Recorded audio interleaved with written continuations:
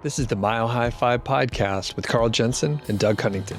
We have authentic conversations about the journey to FI, health, happiness, and some very odd tangents. We interview FI experts, side hustlers, people on their way to FI, and those who have reached the other side. Join us every week, and if you want the show notes and links and all that other stuff, head over to milehighfi.com. Hello, world. Welcome to the Mile High Fi podcast. I'm Carl Jensen with my co-host. I'm Doug Cunnington.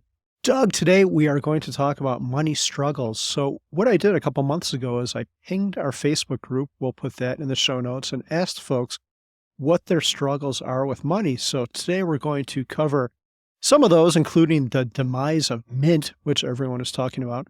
We're going to talk about the struggle to get to FI faster, holiday spending, and guilt over both big and little purchases. So let's get right into it.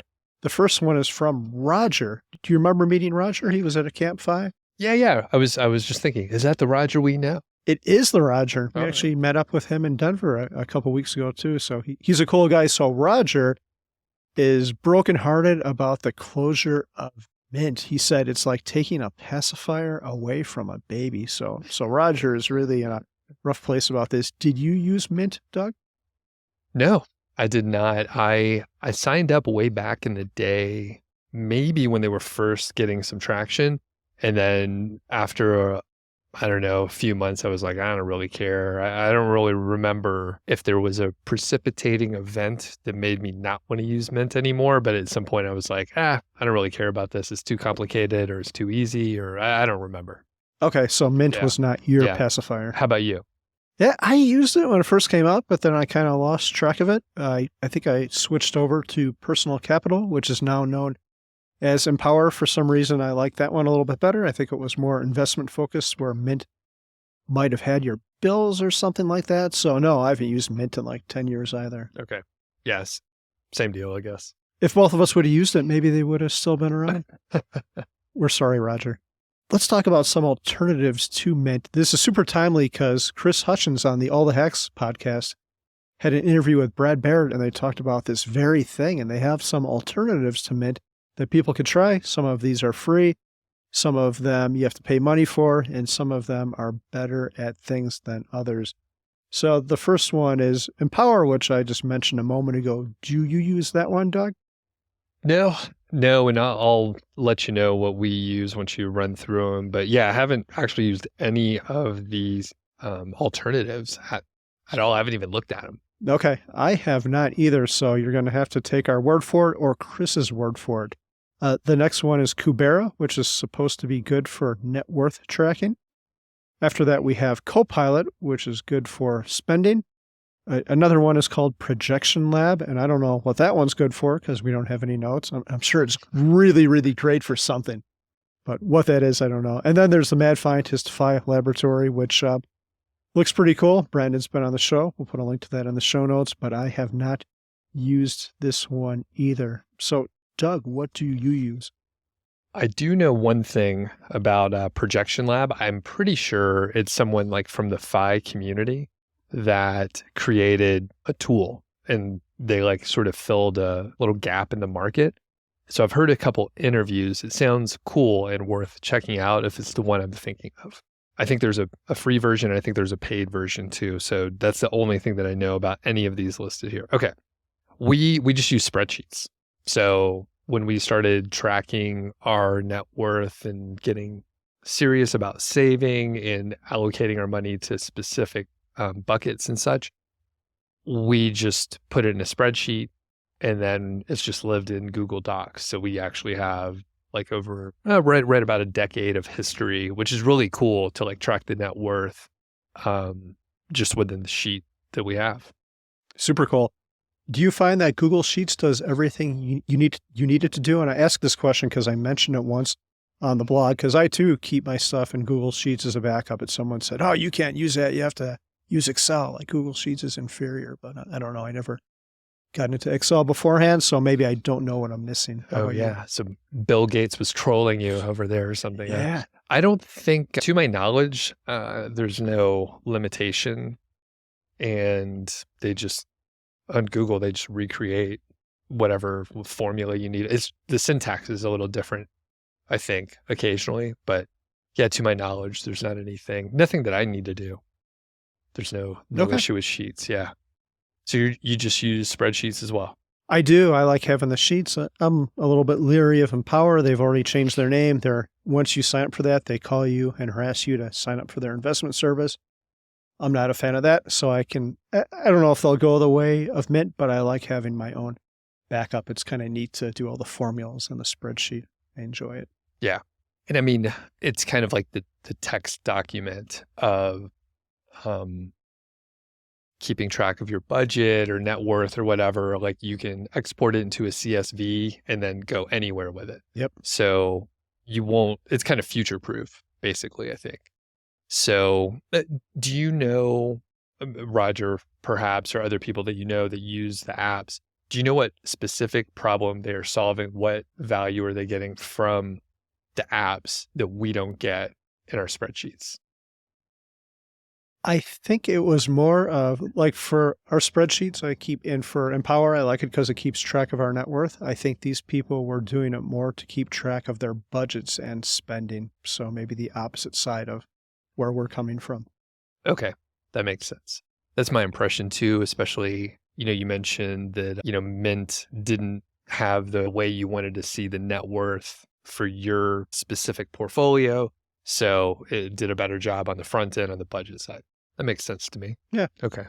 Yeah. Have you heard any word on the street where most people are going to from Mint? I do not have a clue. Okay. One thing that I noticed, because I listened to that podcast with Brad, Chris as well, it sounds like a lot of people just use spreadsheets, maybe for, we don't have to worry about the apps going out of business because their business model didn't work or whatever. So do you find that too? Like a lot of people in our circles just use spreadsheets? Yes. Okay. My impression is we just like to have control and we want to see it our way. And it's just easy enough for us to put in the data. We can pull the data pretty easily and it's not that big of a deal. I don't find it as a big issue to have to go log into a couple of accounts every now and then, right? Yeah. One final thing I want to mention around this topic is if you are into spreadsheets and you want to keep track of your spending, in Google, you can create a form. And every time you make a purchase, pop up the form. You can even stick it on your phone or wherever, and then you can enter your purchase. It'll automatically log it to a sheet, and then you can create pivot tables to see where all your spending is going. It's a little bit more laborious because it creates you to do something actively and it causes you to remember it versus Mint just checking your credit card statement. But I find the exercise of it can be beneficial too, because at least me, I felt guilty about typing something stupid I've purchased into the app after I've done it. One other note here is when you use a free option, when you use a free tool, then they're getting your data, they're getting some value from you. And I would encourage you to either, just have your own spreadsheet and like avoid that whole situation like Carl and I, or pay for an app where they have like some data privacy things in place. Hopefully, you're never quite sure, right? But I would encourage people to not go for free options here. Yeah, that's a great point, Doug. And also with all these accounts, an unrelated thing, have two-factor authentication enabled on everything. One thing that's always made me leery about stuff like Mint or Empower is I know they're very secure, but still they've got all your financial information. And who knows, a lot of stuff that has got hacked is stuff people thought would never get hacked. So have two-factor authentication on all of your accounts, especially email, like the super important ones. All right. Next, we have a point here from Flynn. So we're going to talk about the trade-off between finding another job or career that could be more fulfilling and pay less, or for Flynn to keep his current job and career that is not fulfilling but pays well and accelerates the time to FI. So this is a great question. Carl, what's your first impressions from this? My initial thought is it's all a spectrum. Like if his job is paying just a ton more, like some obnoxious amount of money, like 2 or 3x what he would get normally, maybe it's worth sticking it out there because you're going to really push things forward. But I don't think that's probably not the situation for most, and I don't think it should be the default answer either, even if you are making that much more money. My first thought is around the negative aspect of the current unfulfilling job. So if it's really horrible, then obviously you'll probably be much happier if you find something else to do. That said, I found myself when I had a job in this sort of in-between period. I don't know, purgatory, right? I think that's the right word.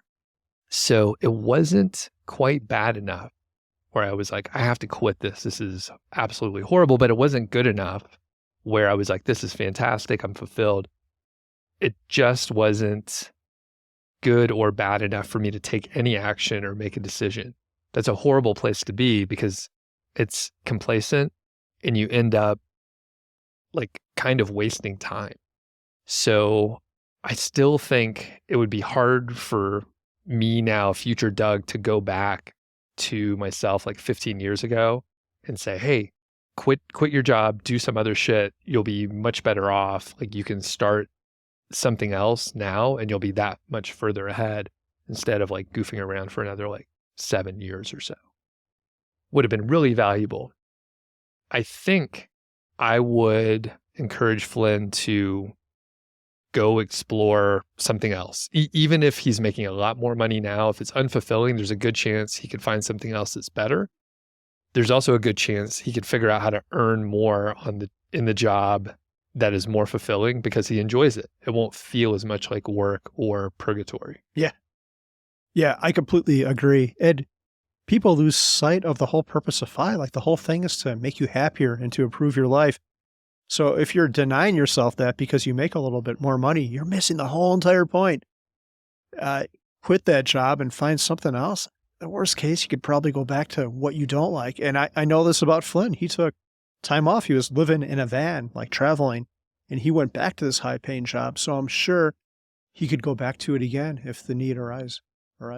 Yeah, absolutely. And by making a big decision, he'll learn something, and there's a good chance he'll be in a better spot and start making progress towards, being more content with his job than if he waits. Because chances are, like, you're not going to be able to mold that less ideal job into what you need it to be. Very difficult to do whenever there's like organizational inertia or for your role or whatever, or your relationships with the people you're working with too.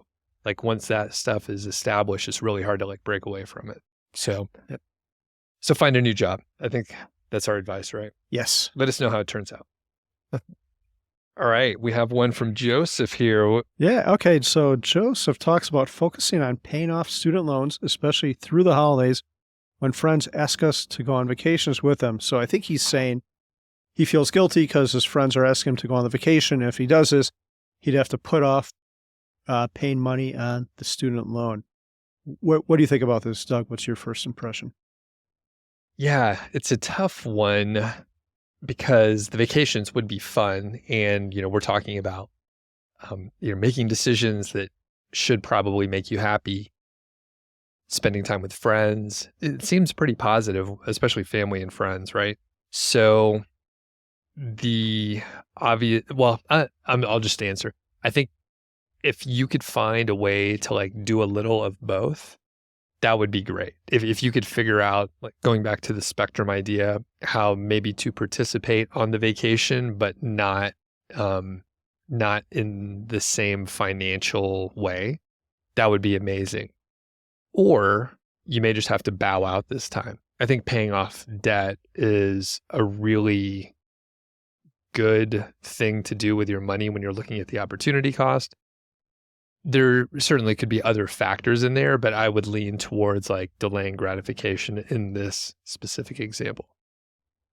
I'd be interested to know how much the interest rate is on this debt. Is it some crazy ass variable rate because interest rates have gone up, or is it more modest? Like how much is this going to kill him over the long term to punt this debt? I don't think they're usually variable, but what do I know? It's been a long time since I've had to deal with that. But I'm going to pose one other idea to him. We both know Mark Trautman. He's been on the podcast and he has this concept of a fun bucket. He's told you about that, right, Doug? Yep. So I think maybe part of Joseph's issue is he's waiting to the end, and then all of a sudden he has to give up paying loans to be able to afford this vacation. What if he put away maybe like $150 a month and put it into this fun bucket thing, like start January 1st of this year? So by the time December rolls around, he's got a lot of money. And I should back up a second and state that the whole point of this fun bucket is you can't put it towards a loan or a remodel or a new furnace. You have to use it on something fun for yourself. I think it might create a psychological barrier that would be beneficial. Then he's got this money. He doesn't have to necessarily stop paying on these loans all at once. He has this money he knows he has to use for fun, and it would make this a little bit easier. And the concept of the fun bucket is great. We've actually implemented it here in our household, and we're doing it on a monthly basis. I think Mark took aside a lump sum and just put it aside for X amount of time, and it's working great for him, but we're doing it on a monthly basis. And for Joseph, the one thing I'll add, obviously, I think he's being invited to trips and vacations like right now currently. So he obviously can't go back in time and save for this one. One option, which becomes a slippery slope, if there's a way that you can carve out from your budget for next year, say Q1 and Q2, that would be a way where you can go on the trip now, still make your student loan payments, and essentially borrow from the future. Again, dangerous game to get into, I think. Have you done that kind of thing before in your younger days? I have not. Never. Okay. I definitely did that. And you end up with a kind of rolling credit card debt. It was weird when I did this in my 20s where I could literally like pay off my credit card with the cash and it would be net positive, right? But it was like a little bit of a game where I was spending more than I had right then, but everything was going to be okay. But I always wanted to have like cash money in my account in case I needed to like buy a new car. Or something like that. Dangerous though. Sure. Dangerous. One other random tip for Joseph, I wonder if there's any position or any way to negotiate with his friend saying, hey, I'm still trying to get this debt, but I'd really love to have this experience with you. Is there a way we can maybe keep it local this year? Like let's rent a cool house like that we can drive to and not go to Europe and I don't know what these big plans are, but obviously they're expensive because he wrote us. Maybe there's some kind of compromise there where he could still join them or tweak the vacation for a couple of years until he's out of debt. Doug, before we get into the next question, I have a question for you. Do you and Elizabeth do gift giving? Yeah, so we typically have some gifts that we give to each other. Georgie too included. We even buy gifts and say they're from Georgia, even though she had nothing to do with picking it for the other person. But yeah, we do gift exchange, and we do give gifts to our families too. Things have shifted over the years where we would like exchange names and stuff like that, but then you end up like just trading gift cards, which is like just fucking stupid. But we typically make some arbitrary rule. It changes every year where we like put some limit. Usually we kind of go over the limit a little bit, but like this year we're like, we'll give a handful of gifts. We'll make it like a $75 cap and for all the gifts cumulatively. So it's not like a huge thing, but there's a couple like little stocking stuffers, couple little things. Got you something, buddy. Not Nice. big. Yeah, but I'll give it to you later. And this particular year, we're actually going on a little trip. We won't mention the place specifically, but it's out in the mountains, right? And, it's going to cost some money to go there and eat out and all that stuff. So we're like, this is kind of an experience gift that we're giving to each other. So yeah, we do some gift stuff. Is it difficult? Like for Mindy and I, we kind of like if I need something, I just go out and buy it. If I want something, I pretty much do the same. Like, is it hard to figure out a novel gift without them dropping hints or vice versa? Do you struggle with that? It is tough. Sometimes you take a chance and just guess and think like, this will be, maybe something that the person wouldn't buy for themselves, but could be good. Maybe, they've talked about it. Sometimes that falls flat and it's not a great gift, but Yeah, it can be tough. And I mean, like I don't think we've talked about it much, Carl. I have a new electric guitar, which I've, mentioned that I was thinking about getting one. So like a couple months ago from the fun bucket, after stalking Craigslist for months, I saw one that looked to be a decent deal. I negotiated a little bit and it fit within the fun bucket allocation. So I was like, oh, I'm going to get a guitar. That said, it could have been something where could have told Elizabeth, hey, like I think I want a new guitar, and we worked that into it. But yeah, it can be pretty tough. It can be pretty tough. Yeah. So yeah, what do you guys do then? Yeah, it drives me nuts. So how Mindy and I operate is if I see something I think she likes, like I'll buy it no matter what day of the year it is. But it's hard because we're fortunate we have everything we need, but sometimes I'll see her paying attention to something or make a comment about what someone's wearing at the airport, and then I'll try to source that thing. But it's difficult. That there's one segment of our families where they would do a gift card exchange, and it's worse than just a gift card exchange because they would tell us where they wanted the gift card from. And there was one situation that happened one year where one of the people said, oh, I want this gift card and this amount from this place. And Mindy's like, well, I didn't get around to buying it. So she just gave this person the equivalent amount in cash.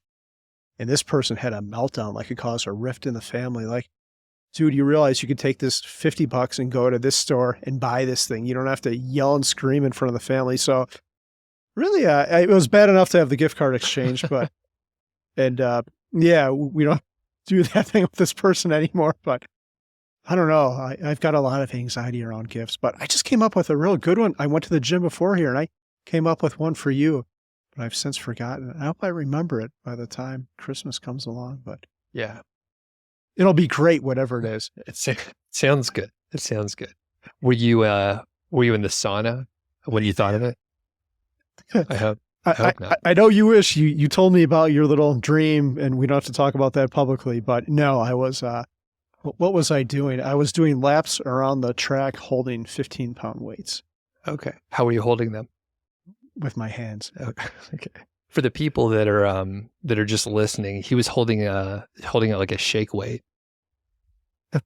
Yeah, you remember those shake weights? I do, and it's great. Sometimes I do that because then you get a wrist workout in addition to like just the cardio from walking. I have, I told you I have like elbow pain, right? So I've been doing a ton of wrist workouts recently. I'll show you some of the routines when we stop recording. Good. I'd really like to see those.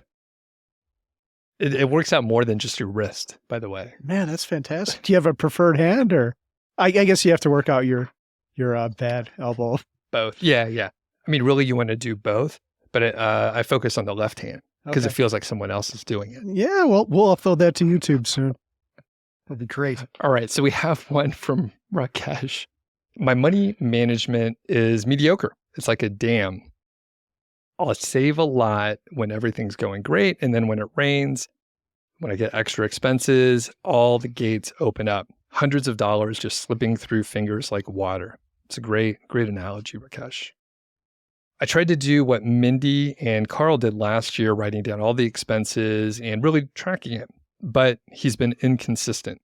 All investment and savings are automated for the family, so they're spending after they're saving, but sometimes Rakesh feels like it's out of control. So I don't think Rakesh has a problem at all. And the reason is I asked him for a follow-up to this. I said, Rakesh, what are those big expenses? And I'll read some of them, what they were. He had a car repair. He had to buy new tires. That was about $1,600. His TV crapped out after 12 years, so he replaced that. But 12 years is a long time, and TVs are cheap now, so I don't think that's a big deal. Some medical tests, and he said it's costly because he has a high deductible plan. But if you got to get a medical test, you have to get a medical test. And he said a new hobby, classes for kids. So Rakesh isn't talking about going out and buying cocaine and hookers. He is buying mostly necessities. The TV, you might be able to argue a little bit, but that's probably the cheapest one out of all of these. So I don't think Rakesh has a problem at all. I think his issue might be his mindset around this. What do you think, Doug? Exactly. And the key thing here is he says the investments and savings are automated. So he and his wife have decided how much they're going to save, and anything extra is just there. It's just accumulating, and they're spending that. So there's a couple things that I think he might explore.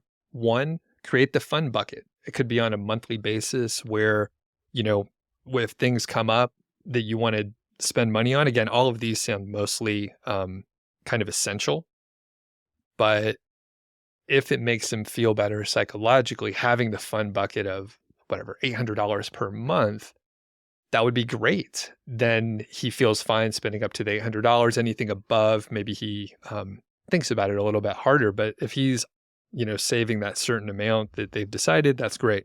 The other option is if you think you have too much sort of loose money that you're able to spend, automate saving a little bit more.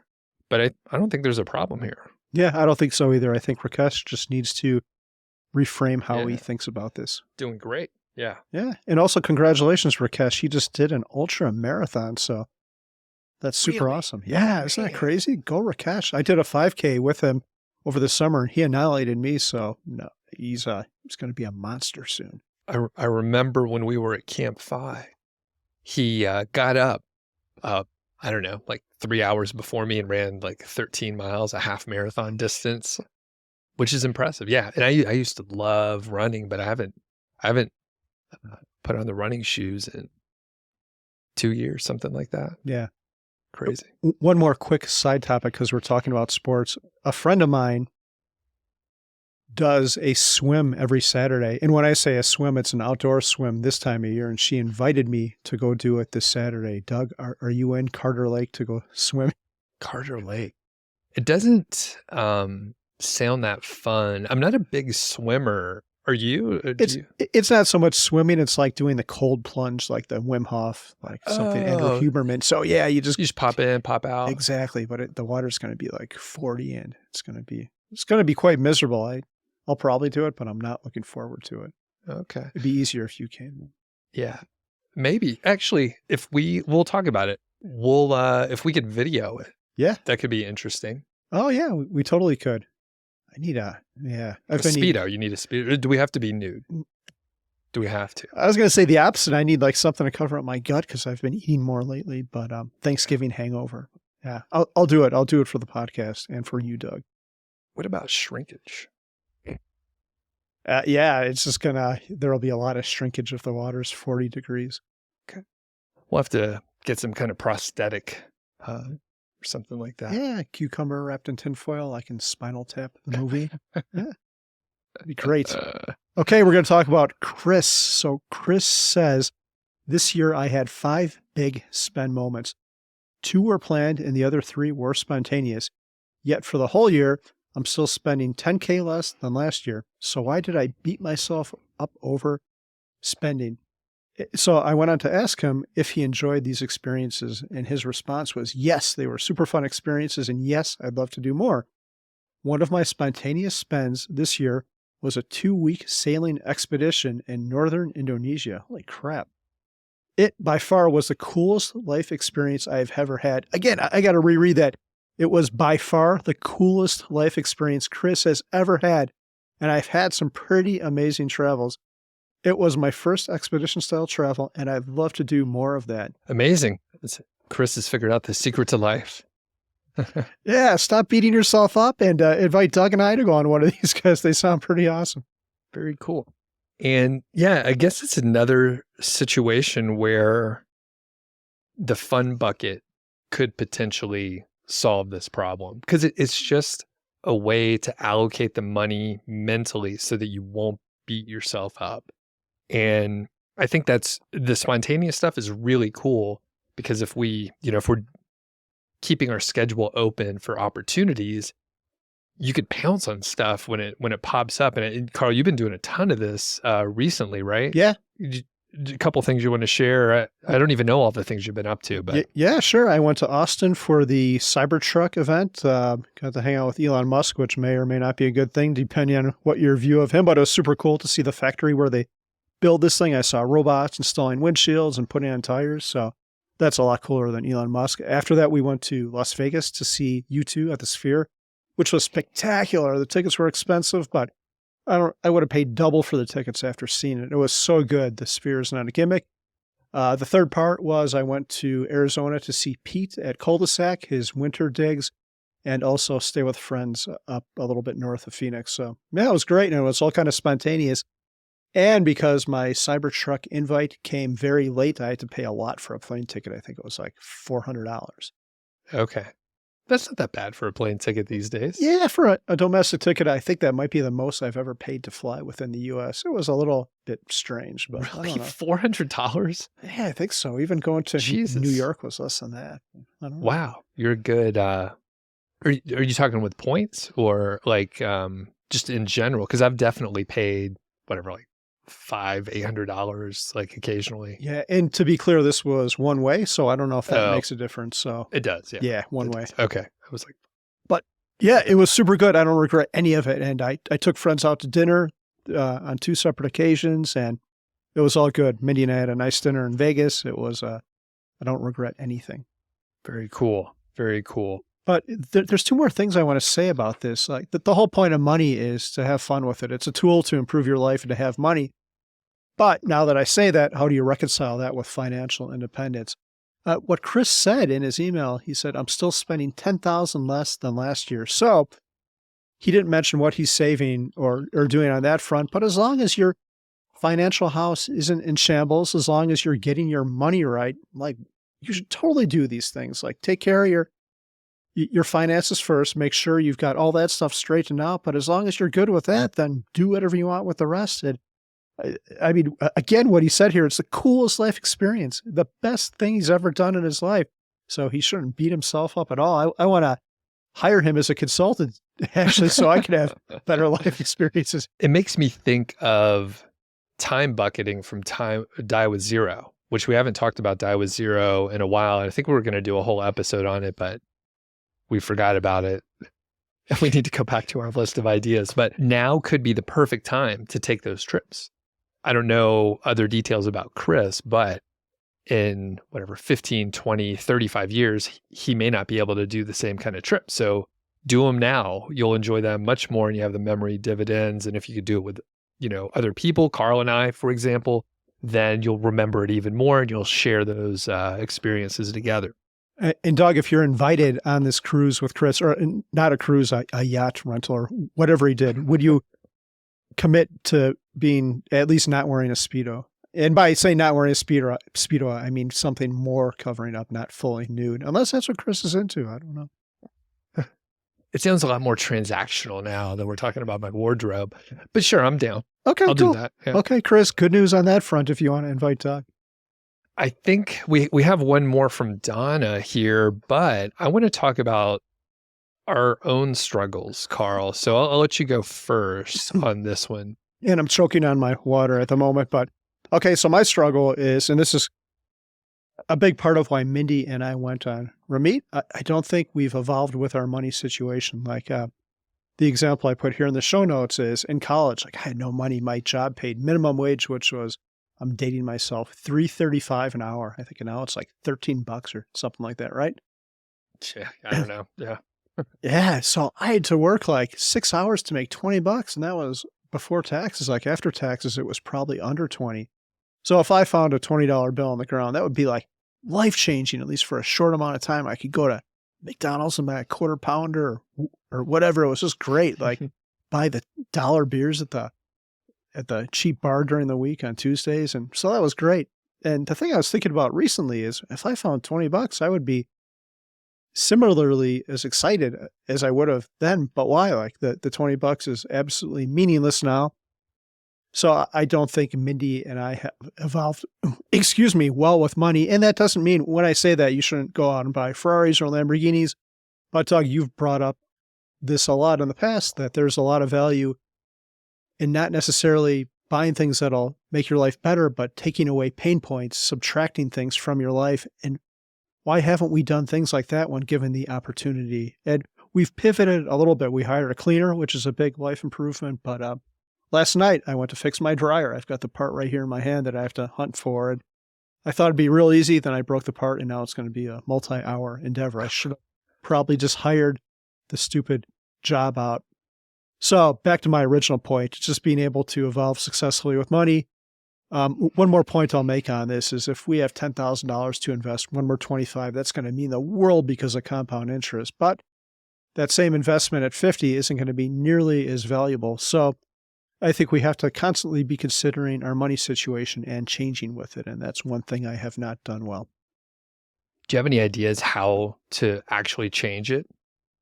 Yeah, that's a hard one because I think in the FI community, we tend to wait until we reach this number to pivot and change our lives. Like, oh, as soon as I get this, I'll be able to let loose. I can quit my job and then my life will change, but not till I reach this specific point. I think the thing you have to do, the thing I wish I would have done is let go a little bit earlier in life. So as your net worth increases, even force yourself. It's going to be uncomfortable. And I've made some purchases lately that were uncomfortable for me, but they felt really good after I had done it. So you're going to get outside your comfort zone, but it's going to be good for you. And it's an experiment. If somehow you do this thing and it doesn't feel good for you, like one thing we did, the big trip I told you about it, had a little bit of anxiety buying the plane ticket, but I'm so happy I did it after I'm done. But if you do these spending experiments and it doesn't make you happy, then boom, at least you don't have regret over it. You've done it and you don't have to think about it anymore. But yeah, I think that'd be the thing. Don't wait to some certain point. Force yourself to let go of the purse strings in a way that might give you discomfort. My point is a little bit different, and I do want to mention that I have evolved. So from a comparison, I win. Now, I don't want it to sound like that, but I read your point and I realized that I had shifted because I would treat $20 or $5 or whatever like I won the Powerball, like $1 billion. I was like, man, this is crazy. I can do all this great stuff. But just actually a couple weeks ago, and you've seen me where I'm walking Georgie out there in the morning, I found a $20 bill just on the sidewalk. Obviously someone, like it came out of their pocket or something like that. So I found it. I was like, oh, cool, $20. I looked around. No one was like looking for money that they lost, or no one was around, right? So I picked it up, and probably 50 steps later, there's one of the homeless guys or a guy that lives in his car or something like that. And I gave it to him. He was panhandling. I just gave it to him right away. And I was like, oh, great. And, now I'm using this story to show that I'm awesome or something like that. But I mean, I was like, oh, I'm not gonna like tell the story, like write it in a blog post or anything like that to make myself feel better. But I was just, the example here is I have like figured out that like $20 is like, it's fine. So do you have any tips on that then? Like how did you better evolve with money than I did? I don't know. I think over time, as I earned more money and then accumulated and see compound interest work, I think I just realized that literally like the $20 is less important, even though sometimes I look at the menu at a restaurant and I'm like, I can't believe it costs like $12.50 for 3 chicken fingers. I can't, it's crazy. Like, I can't believe it costs that much. And they're small. Yeah, you could buy a bag of them for that much at Costco, right? And air fryer, they taste just as good. Yeah.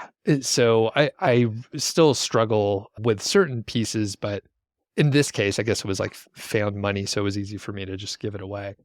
I don't know. And I think it just is like looking at the sheer numbers. Like I understand that $20 isn't the same to me now as it was back then. So I don't know. Okay. So I think what you're saying is that you think you're perfect and you don't struggle with anything. Here's what I struggle with. But actually, that's exactly what I'm saying. So the thing that I realize more and more, I mentioned the guitar earlier, right? So I got this electric guitar. It's used, very modestly priced. But I really enjoy thinking about acquiring something. I really enjoy the research and thinking about what it will be like to own an electric guitar, right? I was thinking, I could practice these specific songs. We've been talking about Slash a lot. He plays a Les Paul, and it's a Epiphone Les Paul that I got. and I was listening to a bunch of like Allman Brothers, and they play some Les Pauls. And I was just like, it'd be great to have one that I could play or try to play those tunes, right? But then after I got it, I'm not playing it as much as I thought I was going to. So like I have this issue where I really enjoy the search and thinking about acquiring it. And then once I get it, I'm like, it's fine to have it. It's great to have it, but I don't care as much. And that is a real struggle because, I mean, if you let that get out of control, then maybe it gets to more expensive stuff. Or maybe I'm like, I'm going to be a car guy now. And then I start looking at really expensive cars. And like, once you have them, it's just like, all right, I have like a garage full of cars, kind of pointless. So it's an observation. Any thoughts on that? Yeah, I think there's a quote I read a long time ago about that. Like, the pursuit of the object is more fun than the attainment of the object or something like It's that. that. Exactly. And, I'm aware that it could get out of control, right? And there's a certain value that you can get from some stuff, even with enjoyment, right? Like, so guitar in this specific example, but over the past couple years, I've gotten more guitars and I have reached a point where I'm like, it's more than I could play. And I'm not so hung up on them where I couldn't like resell some of them, which they typically, if I got a good deal, they would retain their value. It's not like I'm just flushing hundreds of dollars down the toilet. Like I could sell them roughly for the same price, maybe a little bit more if I got a great deal. So Yeah. Again, I think all these things are experiments. So we did that with the car too, the Acura NSX. And the thing that you just mentioned happened to us. We bought it for $45,000 and sold it for exactly $45,000. So you could experiment with these things. And if it doesn't work out, that's great. You could just dump it and probably, if you're careful, maybe it depends on the object, maybe get a similar amount to what you purchased it for. If it's experience, you can't get your money back, but then you don't have to do that thing ever again. So yeah, I think it's worth experimenting with some of this stuff. Another thing is like, what do people say? Think about it for 30 days. And if you still want it, do it at that point. Like the Melanzana, Doug, when you introduced me to them, yeah, I thought about it for like 6 months before I finally pulled the trigger. And yeah, it was a big purchase. that's a great point. For the guitar purchases that I mentioned, I thought about it, for 6 months or a year before I like acted on it. So I just couldn't stop thinking about it. That said, it was potentially more fun to acquire it than to own it. But with these instruments specifically, I can form a band, and then that would be a fun social thing. So now I just need to form a band. Yeah, good job. What would you play? I don't know. That's an interesting question. Something really easy because I'm not a skilled musician. Yeah. I think you're a lead singer, man. Twinkle, Twinkle, Little Star. I could probably sing that. You're a front man. You're Axel. Oh, man. I don't think I could hit his notes, but he can't either. I saw him live. And yeah, he doesn't have the high notes in him anymore. All right. We got one more from Donna here. Yeah, sure. Okay, so Donna says, I'm not okay with spending on the small stuff, like things under $20 or even under $1. What can you buy under $1? Maybe like a gumball out of the gumball machine at like the store. I guess I've kept that mindset to save a penny and the dollars will come. And the belief that $20 is a lot of money. Wow, sounds like me. I did not put this one in here, Doug, I swear.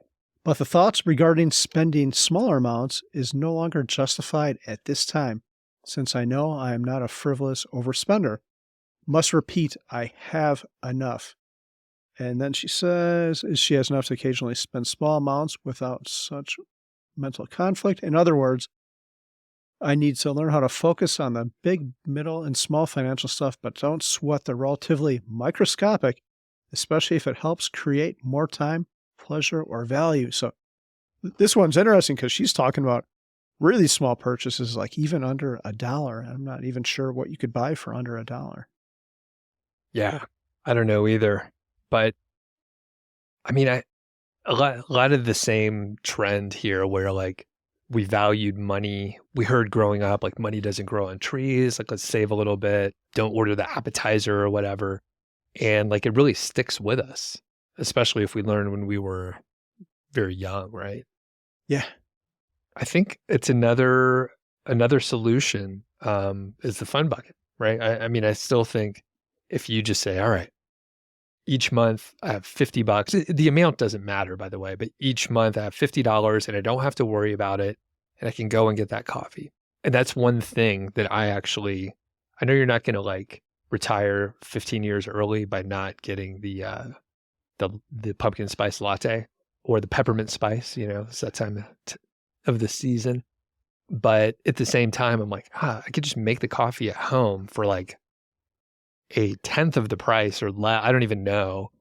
But yeah, to get a cup of coffee is like, what, $4 now or something. Yeah. So it's just, I can't do it for some reason, unless I'm specifically like thinking, all right, I'm going to do this. It's going to be a fun thing. Or if I met some friends out the other day for coffee. But yeah, I guess I struggle with it too for certain things. So you and Donna don't even need fun buckets. You need like fun pails or fun like Dixie cups or fun thimbles because these are such small amounts of money. It's probably not going to matter. I don't know what Donna's net worth is, but it sounds like she's doing well. I think maybe she should make some rule for herself. Like if it's under $5 or $10 or maybe even 20 a couple times a month, she isn't allowed to even like ponder it. You just have to say, hey, brain, I'm not going to consider your fight against this. I'm just going to go out and buy it and just do it. Yeah. Still so tough because I think back like early days when we were not budgeting specifically, but like we weren't earning as much. We didn't have the same net worth. We didn't have the compound interest doing its work in our 20s. So yeah, if you go fucking blow $20 at lunch every day, like that's a huge amount, which when we used to work in offices and you go out to lunch to get away from the horrible job, like it wouldn't be crazy to spend a significant amount that adds up each day. I don't know. It's tough. It's still tough because we have that mindset still. Yeah. So I have another question for you about spending, Doug. Are you one of those types who obsess about gas prices? Like, do you go out of your way to save money on gas? And this is near and dear to us, and it's literally near because there's these 3 gas stations that are having these price wars.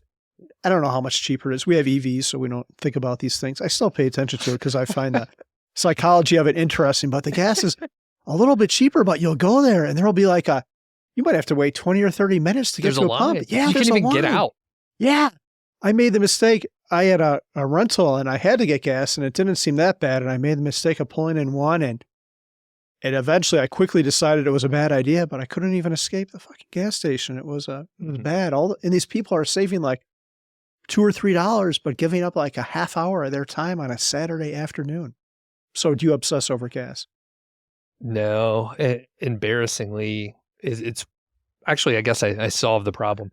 I got gas recently and Elizabeth was like, oh, how much was it? I'm like, I have no idea. I don't even know what I paid for the filling up. I don't know what the gallon price was.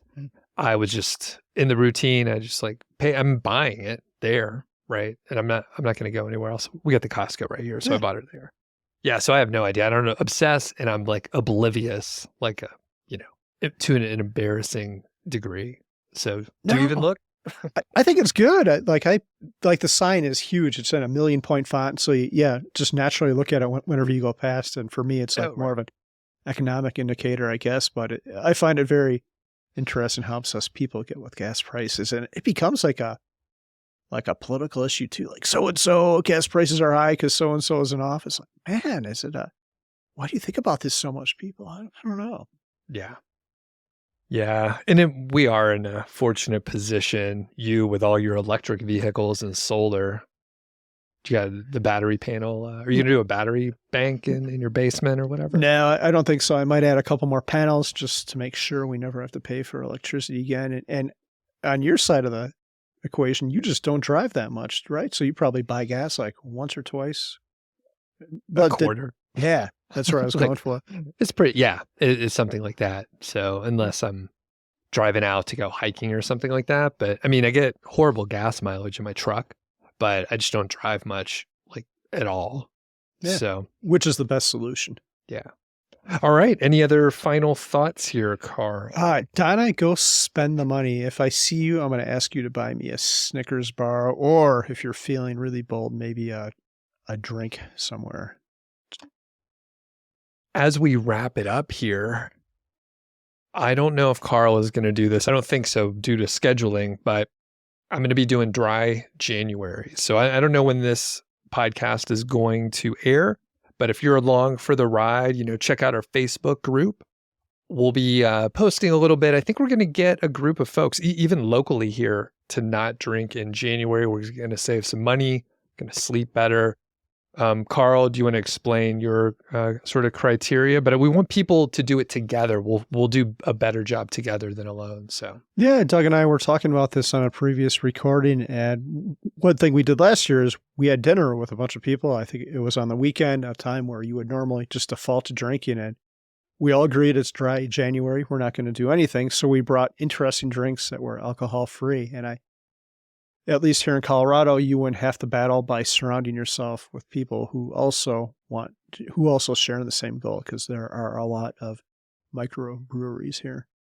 And it's like our default social thing. So instead, we smoked a lot of weed, right? You got high out of your mind. No, I'm just kidding. We just drank like non-alcoholic stuff and spritzy water, and everything was fine. We all went home at a normal time, and no one did anything embarrassing. So I think it'd be interesting. Well, this episode will go live before January 1st, right?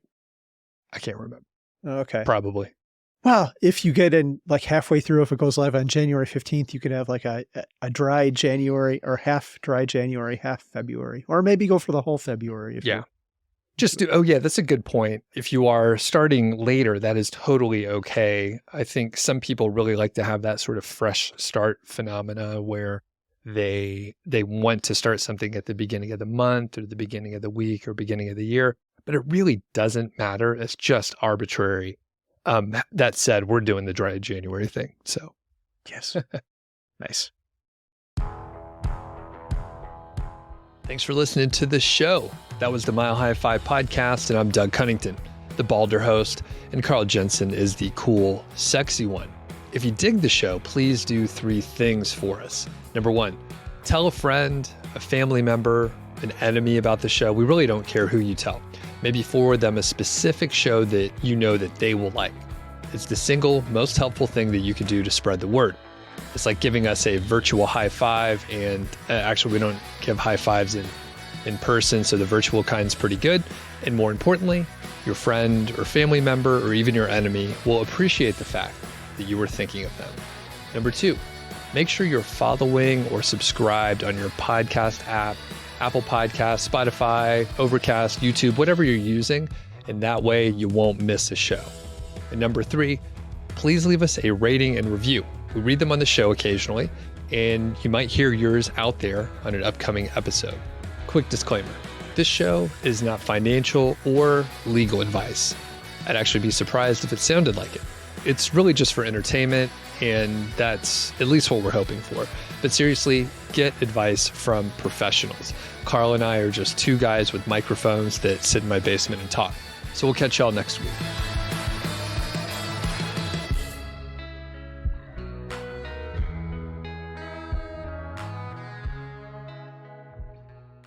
Carl, the sound check for today is something you came up with, which kind of surprised me. I'm just going to read what you wrote.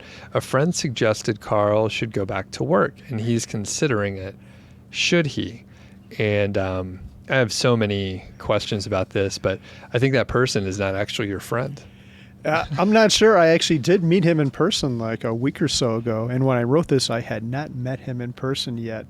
But yeah, do you remember we actually had an episode about this where we talked about what we would go back to work for? Do you remember that? I remember we recorded it, but I don't remember exactly what either of us said.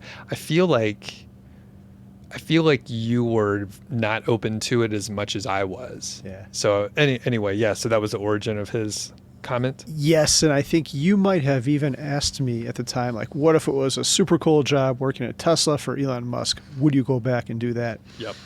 So anyway, the story is someone heard us talking about that, and he, I'm not sure exactly what he did before, something with engineering and setting up facilities maybe. He had done a bunch of work in that. But then he got recruited by Tesla after listening to our episode and talking about that. And this guy is FI. He has enough. He doesn't need to go back to work. and he has 2 kids. So he's like, but this seems like a super cool job. Like, this is like my dream thing. I'm really seriously considering this. And it's pretty tough to get hired there. You got to go through like 4 or 5 interviews, and he had to travel a lot just for the interviews. But eventually he got the job offer, and there was some more stuff around that, which we don't need to go into, but he eventually took it. So he took this like dream job at Tesla. And so I talk to him every now and then over text, and so I got a text from him maybe a month and a half ago. He's like, hey, we're building out this facility near you in Louisville. You should consider working there. Okay. I'm like, oh, yeah, I think he was serious, but I don't know. He might have been joking too. But I'm like, wow, what would I do in that situation? Like, it would have to be a very specific thing. But I think if it was, I would actually consider it and do it. I don't think I've got the... It depends what they needed someone to do. Like, I'm sure I could clean their toilets, but right. I'm not going to be setting up their like NVIDIA clusters for AI training or anything like that. What if they needed a bathroom retiled? You could do that probably. Yeah, maybe it'd be cool. And I don't know if I'd be privy to.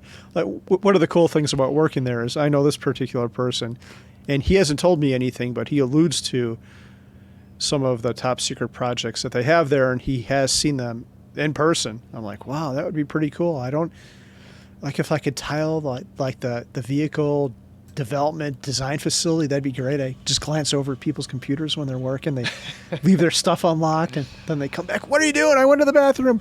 No, you're on my computer. Like, oh, I don't know. I just needed to send an email. But we're like, oh, Carl, not again. Yeah. All right. Interesting. Okay, that makes more sense to me. I was like, who would say that you need another job? Okay. How much would the salary need to be? Let's say it is something that you're very specifically, uniquely qualified for, and you're like, oh yeah, I know how to do that. I'm actually one of the best in the world at doing that. How much would they need to pay you?